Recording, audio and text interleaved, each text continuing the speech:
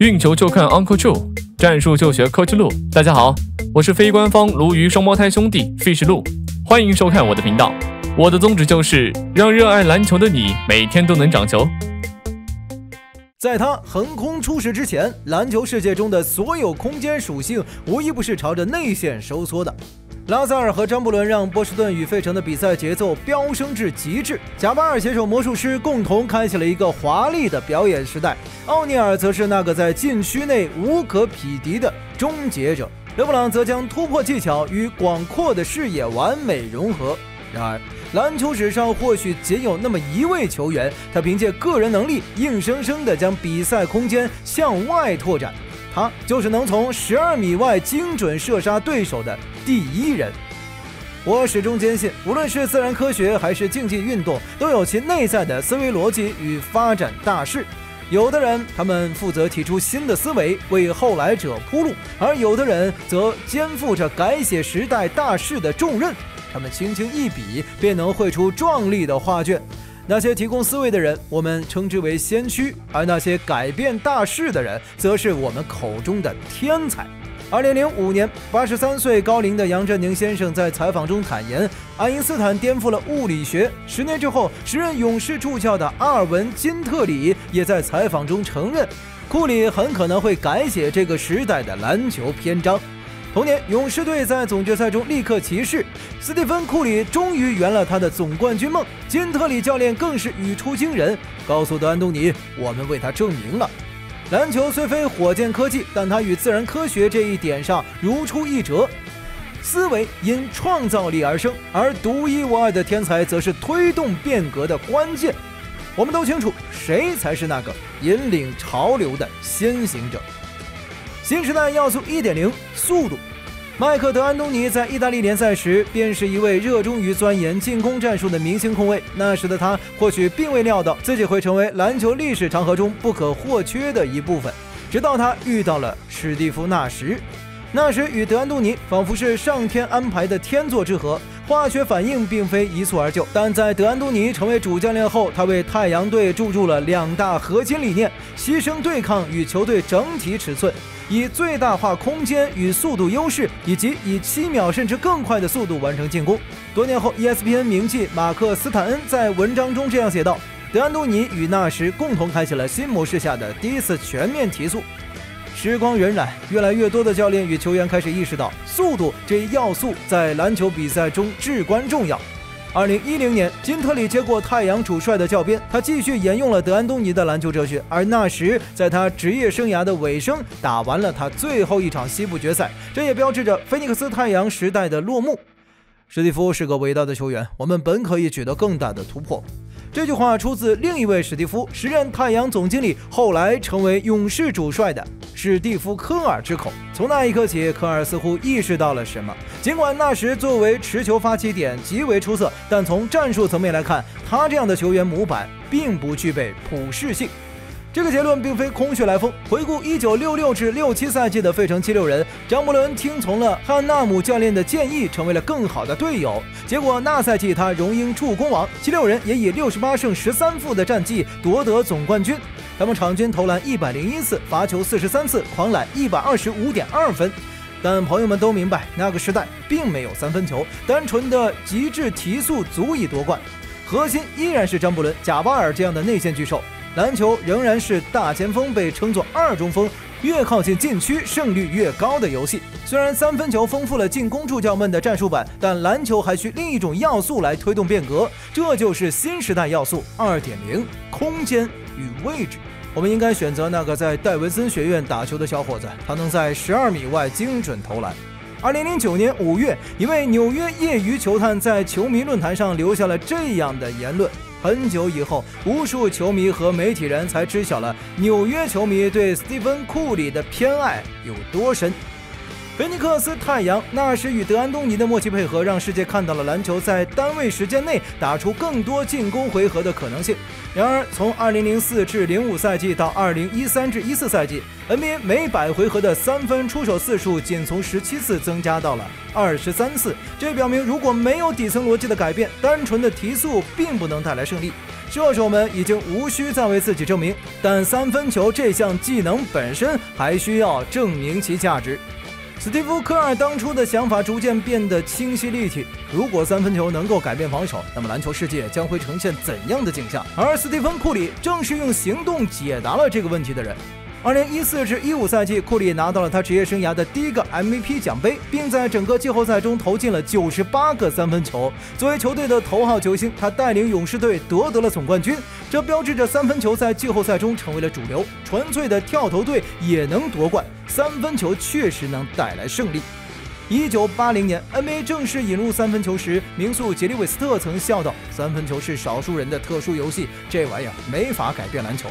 然而35年后，斯蒂芬·库里亲手打破了这一固有观念，他证明了三分球不仅能带来空间，更能带来胜利。2023至24赛季，波士顿凯尔特人队夺得了队史第18个总冠军，这一成就再次证明了空间篮球的胜利，它已成为当今篮球界的大趋势。在这个赛季 ，NBA 每100回合的三分出手次数达到了36次，这标志着三分球已成为比赛中的重要组成部分。马祖拉教练强调，他们不仅要投更多的三分球，而且还要投得更好，这体现了成熟球队对空间利用的精准把控。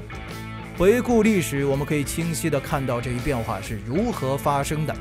2014年总决赛，马刺队以4-1击败热火队夺冠。波波维奇教练公开透露了球队的秘诀：善用弱侧。这支马刺队不仅速度和空间兼备，还拥有出色的转移球能力，他们的比赛风格令人赏心悦目。然而，小球时代的成功并非仅仅依赖于三分球的数量和准确性，球员位置的向上摇摆也是其中不可或缺的要素。在勇士队夺冠之前，联盟中已经有人意识到热火队是另一种小球范本的代表。热火队能够夺冠，本质上是因为勒布朗在禁区的巨大威胁，以及韦德牺牲球权后为球队带来的弱侧联动。这种阵容结构使得迈阿密热火的球场定位得以确立。巴蒂尔、勒布朗和波什分别担任3号位、4号位和5号位，形成了一星四射的战术体系。从2005年的菲尼克斯太阳到2007年的再次崛起，从2012年的迈阿密热火到2014年的圣安东尼奥马刺，我们见证了篮球风格的演变。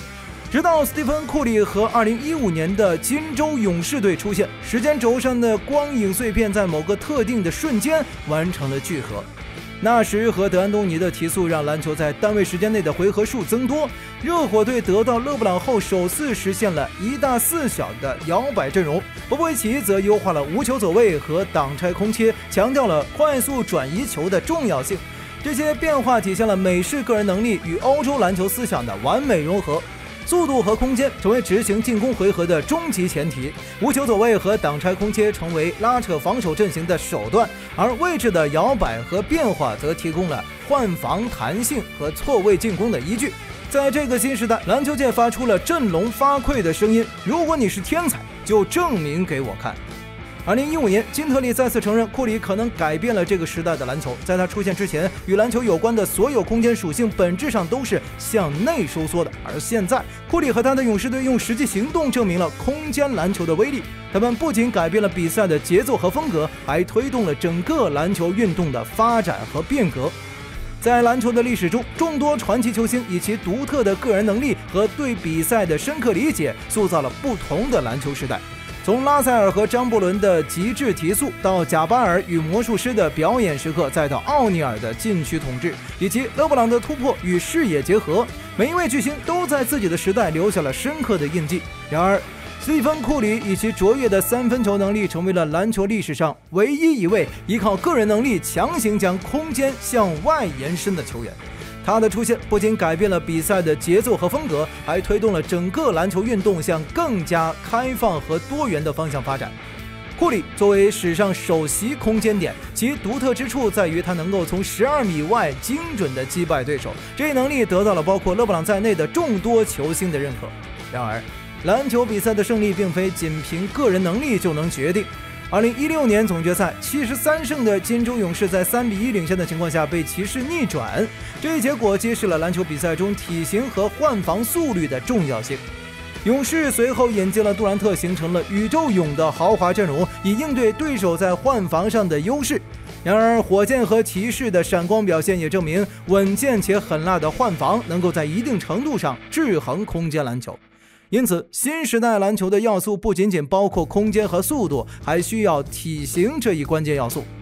湖人老板杰里巴斯在2012年就看中了安东尼戴维斯的潜力，而随后的几年，戴维斯、扬尼斯阿德托昆博以及掘金队的尼古拉约基奇等内线球员的崛起，进一步证明了体型在篮球比赛中的重要性。这4个 NBA 总冠军中，除了斯蒂芬·库里的勇士队外，其他3支球队都拥有联盟最强的内线球员。在2022至23赛季的丹佛掘金队中，我们看到了一个能打组织后卫的超级中锋，一个能打得分后卫的组织后卫，一个能打大前锋的小前锋，一个以小前锋入行却在队里打着大前锋，甚至还能打替补中锋的全能锋线，以及一个被低估的3D 型得分后卫。这些球员的体型和位置灵活性，使得掘金队能够应对各种比赛情况，成为了一支实力强劲的球队。综上所述，新时代篮球要素已超越传统，包含体型、位置、空间等，使比赛更多元精彩。掘金队成功秘诀为内线轴心加挡拆者加大体型锋线群，强调小球时代需均衡体型，大个子适应空间上场日益重要。NBA 面临新课题，不牺牲体型获得速度和空间。顶尖强队需要考虑季后赛点对点，体型劣势导致错位追打和防守强压。进攻流水线为找错位、压缩防守、转移球、投3分。未来篮球何样？攻防两端看。康纳利强调大体型下完成空间任务，史蒂文斯以全空间为前提分球员职能，德安东尼基础思维、教父级人物革新，勒布朗定义全能前锋，库里引领小球时代推动篮球发展。大体型极致延展，位置和空间互促互制。时代变迁，小球成主流，天才开拓大势，后来者应变。小球更丰富完整，或未真正完整，但接近终极答案。这世间至为恒久的不变，就是每天都在变化。篮球运动也是如此。随着时代的发展和球员们的不断探索与创新，未来的篮球一定会呈现出更加多元和精彩的面貌。